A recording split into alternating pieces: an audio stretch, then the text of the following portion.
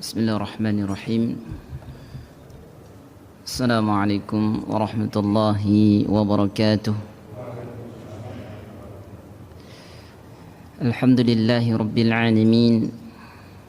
Wa bihi nasta'in ala umurid dunya waddin. Ashhadu an la ilaha illallah wahdahu la syarika lah. Wa ashhadu anna Muhammadan abduhu wa rasuluhu la nabiyya wa la rasula ba'dah. Amma ba'du, alhamdulillah, patut kita bersyukur kepada Allah Subhanahu wa taala di mana pada waktu yang mulia ini di hari Senin di antara salah satu hari laporan amalan.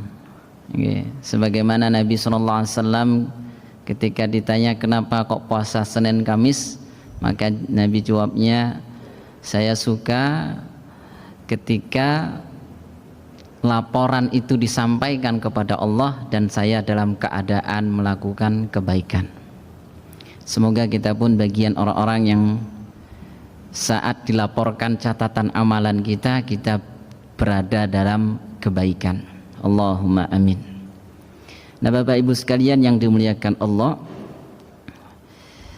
salawat dan salam pantaslah selalu kita haturkan kepada Nabi kita Muhammad sallallahu alaihi wasallam, yang dengan hadirnya beliau adalah suatu rahmat buat kita, suatu bentuk kasih sayang Allah yang terbesar diutusnya Nabi kita Muhammad sallallahu alaihi wasallam. Dan kita berharap kepada Allah tatkala nanti dibangkitkan kita akan dapat berkumpul dengan Nabi kita Muhammad sallallahu alaihi wasallam, keluarganya, sahabat-sahabatnya di dalam surganya kelak. Allahumma amin.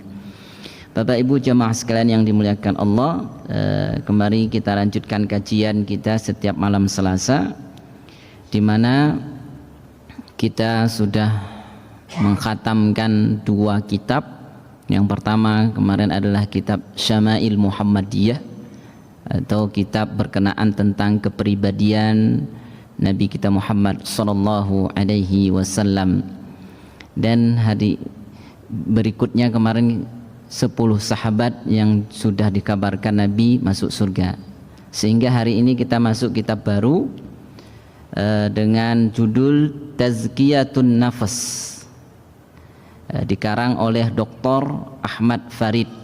Jadi sekilas kita lihat di belakang buku ini, Dr. Muhammad Farid ini lahir di Manial, Mesir, di tahun 1952.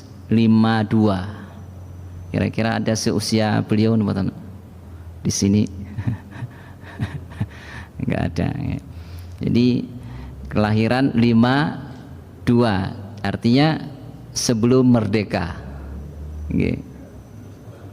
Setelah merdeka, setelah 45, setelah merdeka. Setelah merdeka. Nah, dikenal sebagai salah seorang tokoh ya dari spiritual kerohanian.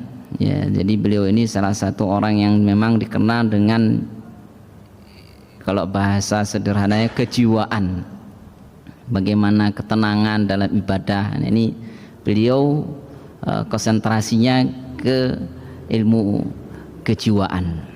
Tapi bukan berarti terus beliau tidak mengkaji yang lain. Beliau punya karangan-karangan banyak, dan guru-guru beliau pun yang sangat terkenal, familiar di kita, seperti Syekh Albani, kemudian Syekh Ibnu Syekh Bimbas atau Syekh Ibnu Utsaimin, yang tafsirnya kita sering manfaatkan juga. Kemudian Syekh Abdul Razak Afifi, begitu juga ulama-ulama lainnya. Ini sekilas tentang Syekh Dr. Ahmad Farid. Maka di dalam buku beliau ini, di belakangnya sebelum bagaimana istilahnya silsilah beliau, artinya biografi beliau, Di situ dituliskan dengan hadis yang diriwayatkan oleh Bukhari, yang artinya di sini dituliskan, ketahuilah bahwa di dalam jasad, ketahuilah sesungguhnya, di sini dikatakan di dalam jasad manusia itu ada segumpal daging. Idza salahat salahat jasadu kulluh. Jika ia baik maka baik pula seluruh jasadnya. Wa idza fasadat, dan jika ia rusak maka rusak pula seluruh jasadnya. Ala wahya al-qalb. Ketahuilah, kata Nabi SAW, bahwa segumpal jasad yang ada di jasad itu segumpal daging. Segumpal daging itu adalah hati. Ya. Di sini Bapak Ibu sekalian, dalam kitab ini tentu nanti akan membahas tentang kejiwaan atau an-nafs. Oleh karenanya sesuai dengan judul Tazkiyatun Nafs. Arti tazkiyah kemarin apa Bapak Ibu? Mensucikan. Jadi secara bahasa itu bisa juga diartikan dengan an-numu, berkembang. Kemarin kita sudah sebutkan sebagaimana zakat itu diartikan juga numu, juga berkembang. Berkembang dan bertumbuh, ya. Jadi bertumbuh kembang dalam kejiwaannya, dalam ketenangannya. Nah, ini bisa diartikan, sehingga butuh memang at-tahur, mensucikan. Jadi yang tepat tentu ketika kita lihat di sini, tazkiyah ini diartikan dengan mensucikan an-nafs, jiwa. Sekilas kita mengulang kembali Bapak Ibu sebelum masuk. Kemarin kita sudah sebutkan 3 jiwa di dalam Al-Quran. Allah sebutkan jiwa napa mawon, kemarin kita sudah sebutkan jiwa amarah bisu. Jiwa napa Bapak Ibu? Jiwa amarah bisu. Kalau bahasa kita amarah, sering disebut amarah. Yang kedua lawamah. Di surah Al-Qiyamah, wala uqsimu bin nafsil lawamah. Kalau yang tadi di surah Yusuf, ayat 53, wa ma ubarri'u nafsi innan nafsa la'ammaratu bisu illa man rahima rabbuk. Itu di awal juz 13. Awal juz 13 itu kalimat pertamanya itu. Nah, yang terakhir dari 3 jiwa yang kita kenal Allah sebutkan dalam Al-Quran adalah jiwa yang terbaik adalah mutmainnah, yang Allah sebutkan di surah Al-Fajr, ya ayyatuhan nafsul mutmainnah. Jadi kenapa ada orang kok kerjaannya usil, jahil, suka ganggu, buat keributan? Nah, berarti dari 3 tadi saja yang kita lihat. Jadi mungkin dia diberikan jiwa oleh Allah, yaitu jiwa apa? Amarah bisu. Kenapa? Karena memang ada jiwa itu kerjaannya usil aja, jahil aja. Kalau enggak jahil nih kok enggak tenang. Kalau enggak minum khamar nih kok enggak tenang hatinya, gelisah terus. Kalau enggak makan hal yang diharamkan oleh Allah, hatinya enggak tentram, jiwanya enggak tenang.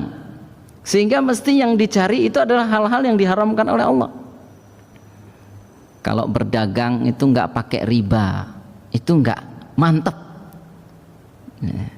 enggak nyaman. Tapi kalau sudah ada hubungan dengan hal-hal yang diharamkan oleh Allah, baru dia tenang. Karena kalau enggak pakai riba, Ustadz, sekarang ini kan susah. Nanti gimana dan seperti apa? Nah, ini diantara kegundah gulanaan, ketidaktenangan itu tidak terlepas dari amarah bisu. Jiwa yang selalu memang mendorong kepada keburukan. Jadi pengennya mesti keburukan terus, ngomong mesti yang tidak baik, berbuat mesti yang tidak baik. Ketika itu dia lakukan, maka jiwanya jadi nyaman. Ada yang jiwa seperti itu yang Allah katakan jiwa amarah bisu. Makanya kata Nabi Yusuf dalam ayat ini tadi, wa ma ubarri'u nafsi, tidaklah diriku ini pun terlepas dari amarah bisu, dorongan untuk berbuat keburukan, karena saat itu sudah digoda. Jadi di depan mata nggak ada orang lain, cuman berdua. Sebenarnya pengen, ini kata bahasa sederhananya demikian. Sudah ditawarin, sudah ada kesempatan, nggak ada yang lihat. Tapi kata Nabi Yusuf, illa marhaban rabbuk, tapi karena saya dapatkan rahmat Allah. Nah, Bapak Ibu sekalian yang dimuliakan Allah, maka ini kemarin yang kita sudah sebutkan. Dan yang kedua itu lawamah. Jiwa yang lawamah itu artinya jiwa yang selalu menentang, protes. Jiwa ini lebih baik ketimbang jiwa amarah bisu, mendingan. Kenapa? Kadang dia dalam melakukan keburukan, kadang dia kebaikan. Bagaimana kok bisa dalam kebaikan? Ingin hatinya itu selalu kebaikan, tapi kadang-kalanya dia bermaksiat kepada Allah, sehingga pas kala maksiat, pas di saat dia terjatuh dalam dosa, dia malu sama istrinya, malu sama anaknya, malu sama tetangga, karena telah melakukan kemaksiatan kepada Allah, melakukan dosa, melakukan kemungkaran, melakukan akhlak yang tidak baik. Ini ada rasa malu. Ketika ada rasa malu, walau dia dalam maksiat, bahkan dia juga tidak rela ngelihat orang lain dalam kemaksiatan, benci sama maksiat. Ini namanya jiwa lawamah. Ketika melihat anaknya melakukan kemaksiatan, dia nggak rela anaknya dalam kemaksiatan, walaupun kadang-kadang dirinya sendiri masih dalam kemaksiatan. Dia melarang anaknya, melarang temannya, melarang anggota keluarganya, melarang kerabatnya untuk maksiat, walaupun dirinya masih dalam keadaan juga maksiat. Dia tidak rela. Ini namanya amarah bisu, yang nanti akan bahaya. Amarah lawamah ini Bapak Ibu, mohon maaf, lawamah, jiwa lawamah ini ketika imannya hilang. Nah, lawamah ini masih punya keimanan, sehingga dia terkontrol dengan sensitivitas yang hadir tadi. Ketika dia bermaksiat, muncul rasa malu, rasa ndak enak, benci sama hal-hal yang buruk. Ini ketika imannya hilang, maka ndak ada lagi rasa malu. Nah, ini bahaya, maka akan masuk kepada amarah bisu, jiwa yang buruk. Nah, adapun kemarin yang kita sudah jelaskan, jiwa yang dipanggil oleh Allah masuk surga adalah jiwa mutmain, nah, jiwa yang tenang. Adapun proses untuk menjadi jiwa yang tenang, yang mana jiwa yang tenang ini selalu punya ambisi kebaikan saja, sehingga untuk mencapai jiwa yang mutmainnah setidaknya melalui dua proses. Proses pertama kemarin apa Bapak Ibu, ada yang masih ingat? At-takhliyah. Napa nih kok? Meninggalkan segala keburukan. Itu at-takhliyah. Yang kedua at-tahliyah, menghiasi diri dengan kebaikan. Ini proses untuk menjadi mutmainnah. Keburukan apa saja, sekecil apapun keburukan itu ditinggalkan. Ini nanti akan menjadi jiwa yang mutmainnah. Kalau masih ada keburukan-keburukan, untuk mencapai mutmainnah totalitas ini masih berat. Salah satu contoh kemarin kita sebutkan apa? At-tasawuf, kebiasaan suka menunda-nunda kebaikan, walaupun itu tidak haram, walaupun itu tidaklah sesuatu yang diharamkan. Tapi Bapak Ibu sekalian, dengan menunda-nunda kita akan rugi. Salah satu contoh, misal sholat, bahkan bisa fatal. Kita menunda sholat maghrib Saking kan sibuknya aktivitas mungkin atau kegiatan, atau mungkin ada tamu nggak enak misalnya, yang sebentar lagi akhirnya kita menunda maghribnya kita. Tiba-tiba maghrib waktunya habis karena menunda, ini bisa jatuh kepada hal yang fatal. Nah ini sebab dari menunda. Makanya orang yang menjadi mutmainnah itu dia meninggalkan sifat suka menunda-nunda dalam kebaikan. Yang ia lakukan apa? Wasari'u ila maghfiratim min rabbikum wa jannatin 'arduhas samawat.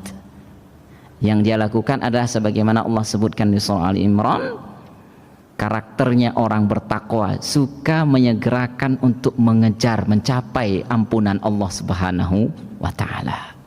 Inilah orang yang hatinya nanti akan tenang, jiwanya yang tentram, yaitu bisa proses dari dua fase ini. Nah, kemudian Bapak Ibu sekalian, kita lihat kepada buku panduan kita, di mana dalam buku ini kita lihat Tazkiyatun Nafs, pensucian jiwa dalam Islam. Judul asli dalam buku ini adalah ditulis oleh Dr. Farid Ahmad Farid, Al-Bahru Ar-Ra'iqu fi Zuhdi War-Raqa'iqi. Apa nih kok? Jadi samudra spiritual yang akan terus menumbuhkan ketenangan jiwa. Nah, ini Masya Allah. Al-Bahr itu artinya kan laut. Jadi laut yang begitu luas itu kalau dipandang kan enak, menyegarkan. Nah, dengan demikian beliau menulis dalam kitab beliau ini dengan spiritual, bagaimana bisa kita kendalikan jiwa kita dengan ketenangan, dengan terus taat kepada Allah Subhanahu wa taala. Nah, kita lihat di dalam muqaddimah, ini disebutkan muqaddimah cetakan kedua. Beliau mengatakan sudah diterjemahkan di sini, yang penerjemahnya ahli bahasa Ustadz Muhammad Suhadi LC, editor Yahya Muhammad. Dalam muqaddimah ini sebagaimana tadi sudah kita sebut, segala puji bagi Allah yang memudahkan jalan bagi para hambanya untuk meraih keridhoannya. Dia membentangkan jalan-jalan hidayah bagi mereka, menjadikan ittiba, mengikuti Rasulullah sallallahu alaihi wasallam sebagai petunjuk, mendaulat mereka sebagai hamba-hambanya, lalu mengikrarkannya dengan penghambaan dan tidak menjadikan selainnya sebagai tempat berserah diri. Selain itu dia juga menyemai benih iman dalam hati mereka, karena mereka ridho Allah sebagai Rabb dan Islam sebagai agama. Ini dalam muqaddimah beliau menuliskan dengan pujian kepada Allah. Kemudian juga beliau menyebutkan bagaimana pentingnya kita meyakini atau dikenal dengan iman, atau disederhanakan lagi dengan ketauhidan. Jadi pentingnya kita tauhid, kemurnian dalam ibadah kita hanya kepada Allah Subhanahu wa taala, mengikuti Nabi kita Muhammad sallallahu alaihi wasallam. Dan inilah kata para ulama Bapak Ibu yang sering kita sebut syurut qabulul amal. Syarat akan diterimanya amal itu tidak terlepas dari dua ini tadi. Yang pertama adalah al-ikhlasu lillahi wahdah, benar-benar tulus melakukan apa saja itu hanya kepada Allah. Dan yang kedua itu adalah mengikuti wa tajridul mutaba'ati lin nabi sallallahu alaihi wasallam, mengikuti sunnahnya Nabi kita Muhammad sallallahu alaihi wasallam. Kemudian juga beliau mengatakan, saya bersaksi bahwa tidak ada ilah yang berhak diibadahi selain Allah. Tentu kalimat ini pun yang sering kita dengar, wa asyhadu an la ilaha illallah. Jadi bahwasanya kita juga bersaksi bahwasanya tidak ada ilah, tidak ada sesembahan, tidak ada tempat untuk bersandar, tidak ada tempat untuk mengadu, tidak ada tempat untuk kita menangis, meratapi diri ini, melainkan datang kepada Allah. Makanya sering kita baca Bapak Ibu di surah Al-Ikhlas, Allahus Somad. Allah lah tempat kita untuk bersandar, Allah lah tempat kita untuk bergantung, Allah lah tempat kita untuk mengadu, Allah lah tempat kita untuk meratap. Jadi kalau kita pahamin makna ini Bapak Ibu, apapun problem kita, apapun masalah kita, apapun yang terjadi pada diri kita, kita akan kembalikan ke situ. Itu akan diantara modal tenangnya jiwa. Ketika sudah sampai ke puncak itu, maka seberat apapun ujian yang menimpa kita, insya Allah itu akan bisa terkontrol. Walaupun kita yakin Bapak Ibu, sebagaimana pernah kita informasikan, sabar itu nggak akan pernah bisa mencegah datangnya musibah kepada diri kita. Sabar itu tidak akan pernah bisa mencegah datangnya ujian yang Allah ujikan untuk kita. Tapi minimal kita yakin Bapak Ibu, sebagaimana payung yang kita pegang tatkala hujan, kita yakin payung itu tidak akan pernah bisa menghentikan hujan. Tapi kita yakin dengan payung yang kita pegang, yang kita pakai di saat kondisi hujan, kita akan bisa lebih tenang berjalan di kondisi hujan. Inilah diantara faedah Bapak Ibu perlu kita yakini dalam iman ini. Ketika kita beriman, tidak mungkin iman itu juga menghentikan takdir yang Allah timpakan kepada kita. Ketika kita taat kepada Allah, nggak bisa itu menghentikan sesuatu yang Allah sudah tentukan. Nggak akan bisa menghambat datangnya sesuatu yang Allah sudah perintahkan. Tapi dengan itu, dengan ketaatan, dengan iman kita, jiwa ini bisa terkontrol. Sebagaimana tadi kita sebutkan, payung tidak akan pernah bisa menghentikan hujan, tapi dengan payung itu kita bisa berjalan dengan tenang. Kenapa? Karena merasa tidak kena hujan lagi, walaupun kondisi hujan, minimalnya tidak akan basah kuyup. Nah Bapak Ibu sekalian yang dimuliakan Allah,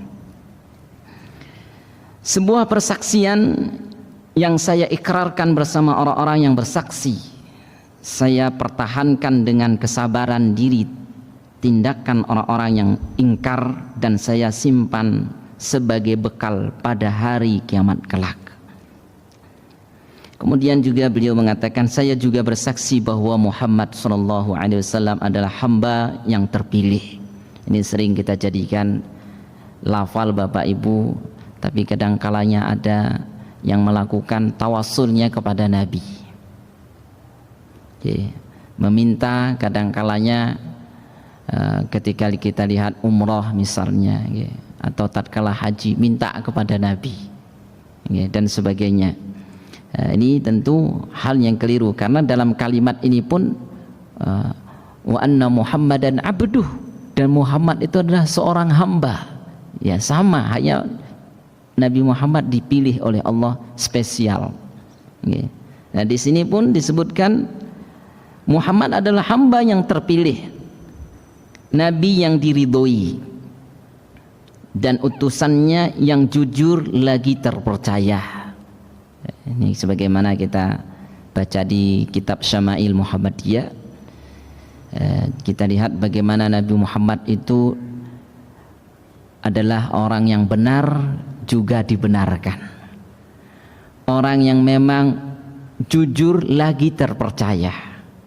Semua ucapannya bukan berdasar hawa nafsu.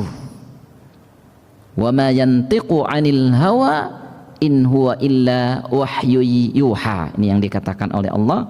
Tidaklah apa yang dikatakan Nabi Muhammad SAW melainkan itu adalah wahyu. wahyu yang diturunkan dari Allah Subhanahu wa taala.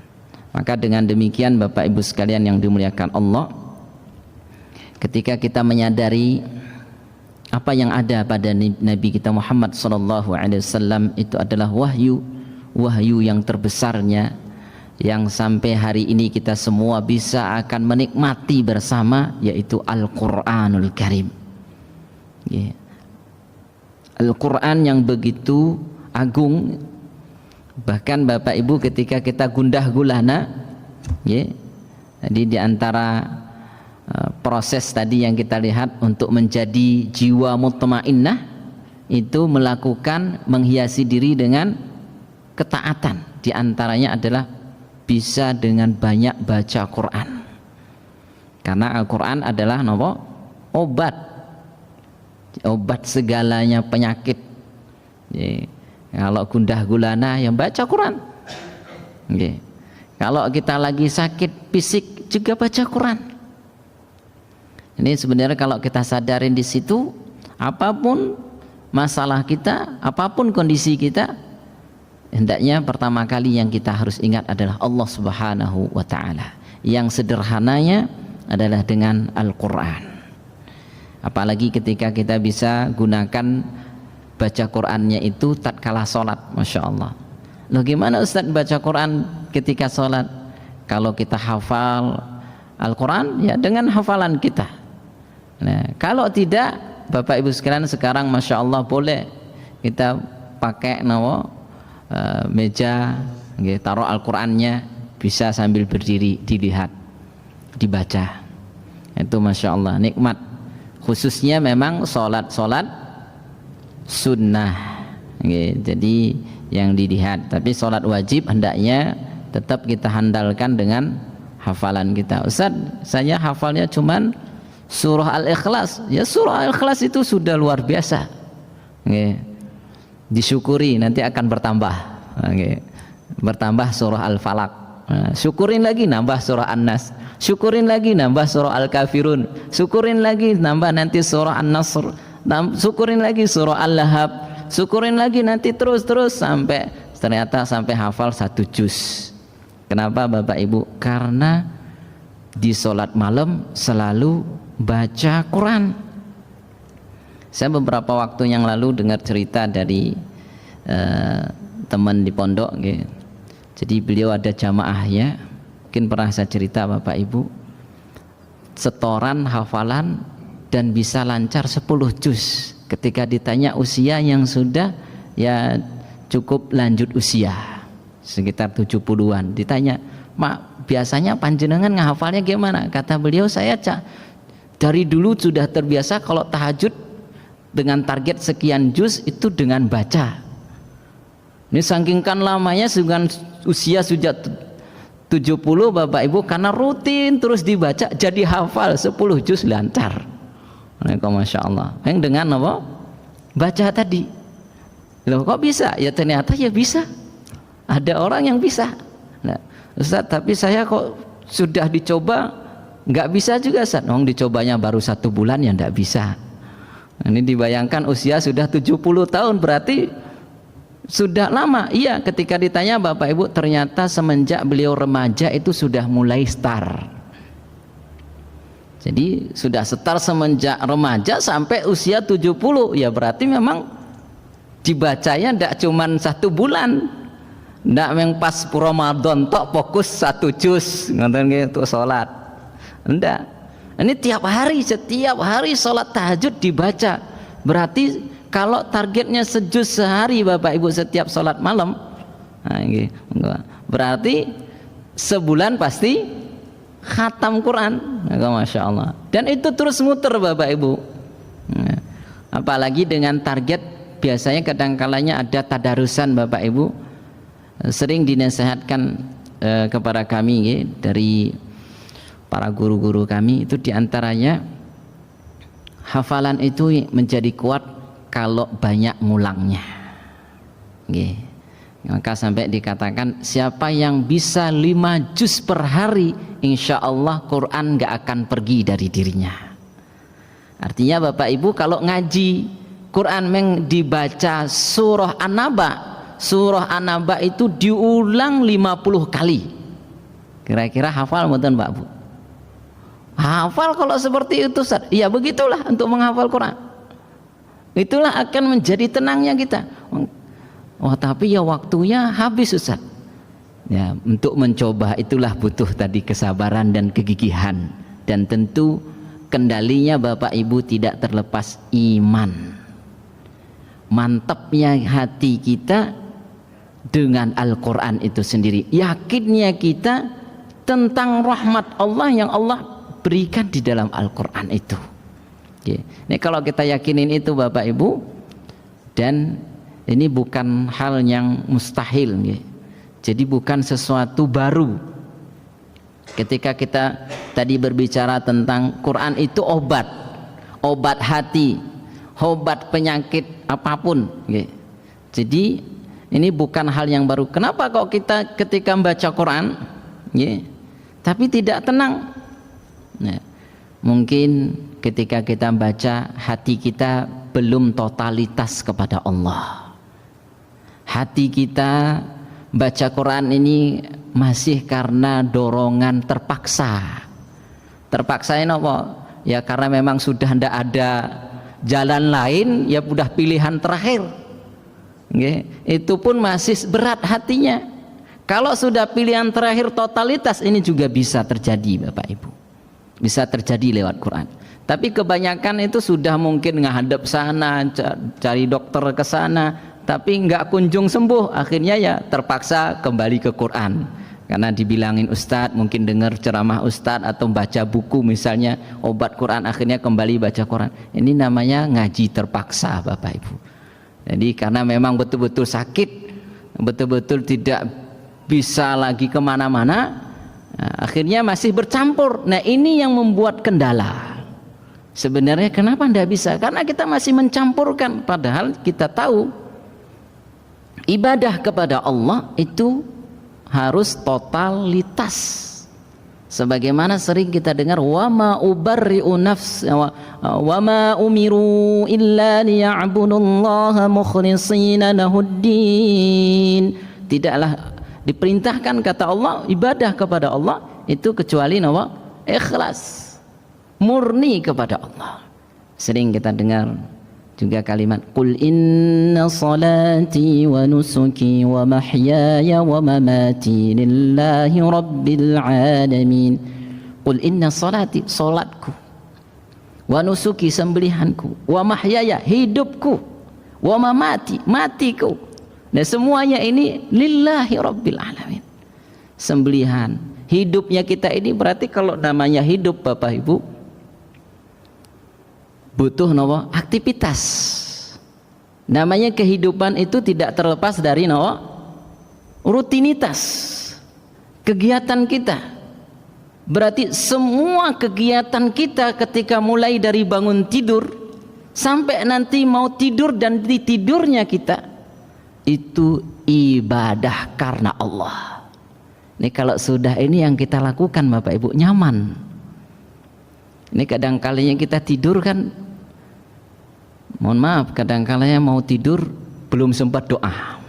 Makanya kata para ulama Bapak Ibu, di antara hidayah Allah yang patut kita syukuri, pas mau tidur masih bisa zikir dengan baca astaghfirullah wa atubu ilaih, la ilaha illa anta subhanaka inni kuntum minadh dhalimin, la ilaha illallah wahdahu la syarikalah lahul mulku wa lahul hamdu wa huwa ala kulli syai'in qadir.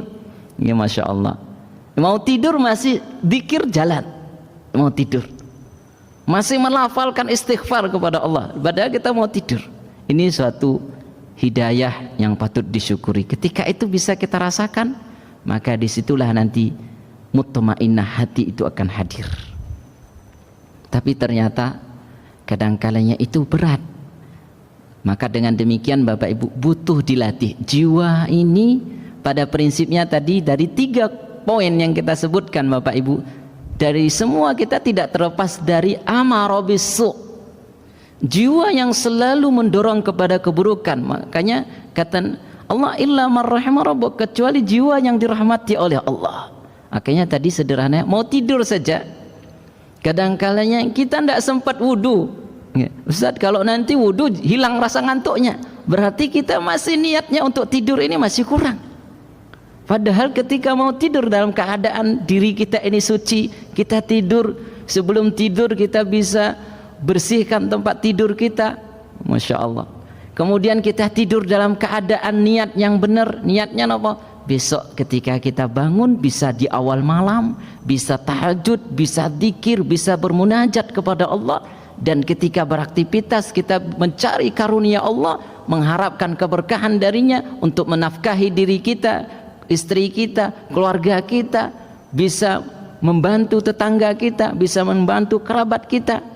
Ini kalau diniatkan seperti itu, Masya Allah, ini pasti nyaman, tenang. Tapi kadang-kalanya Bapak Ibu yang kepikir di hati kita apa? Besok saya tidur, malam ini saya harus ngerjain ini, dan nanti saya tidur besok saya harus ngerjakan ini. Untuk apa? Untuk ini, untuk itu. Semua itu untuk diri kita. Semua itu hanya untuk ambisi diri kita. Kadang-kalanya untuk hanya gagasan saja untuk bisa membantu orang lain, meringankan orang lain. Ini kadang-kalanya tidak hadir gagasan itu. Di antara Bapak Ibu sekalian perlu kita muhasabah dalam hari ini sebelum kita tutup nih, mana waktunya sudah mau isya. Di antara hisab yang patut kita sadar Bapak Ibu, rumah kita. Rumah itu mau tidak mau besok di hari kiamat pasti akan dihisab. Kita jadikan rumah kita itu untuk apa? Apakah kita jadikan untuk istirahat, mendekatkan diri kepada Allah, atau di situ kita ngajak keluarga kita untuk mengaji, baca Quran? Kita ajarkan anak-anak kita untuk mengenal Allah. Kita buat rumah kita adalah untuk mendekatkan diri kepada Allah dengan harmonisnya antara suami dan istri, antara anak dan juga ibu dan ayah. Dan kita pelihara, jaga ibu kita yang sudah renta di rumah kita. Kita jaga ayah kita, mertua kita yang mungkin dibutuhkan perhatian di rumah kita. Bahkan mungkin ada orang yang mungkin butuh betul-betul kita perhatikan, itu pun kita rawat di rumah kita. Ini bentuk bagian nanti akan melepas daripada hisab. Kenapa? Karena rumah betul-betul dijadikan untuk ibadah kepada Allah Subhanahu wa ta'ala. Tapi kalau rumah itu jarang kita jadikan untuk ibadah, bahkan muncul di situ hal-hal yang tidak baik, ngaji tidak pernah, keluarga nggak pernah kumpul membicarakan tentang mengenal Allah Subhanahu wa ta'ala, maka Bapak Ibu sekalian, ini diantara kadang-kalanya kita ini tidak sadar, ternyata diantara kita waja'alna, kata Allah, kami jadikan buyutan sakanan, rumah itu sebagai tempat tinggal. Artinya apa? Suatu nikmat yang Allah jadikan sebagai nikmat untuk kita adalah salah satu besok pasti akan dihisab, yaitu rumah. Semoga dengan demikian Bapak Ibu, kemarin sudah pernah kita informasikan kitab Syama'il minimalnya Bapak Ibu kita bisa baca, didengar istri, dengar anak. Kalaupun tidak, minimalnya di situ kita akan jadikan tempat sholat sunnah, sholat tahajud, wiridan, dikiran. Syukur-syukur lagi rumah itu dijadikan tempat kajian, Masya Allah. Ngundang tetangga, ngundang anak-anak ngaji.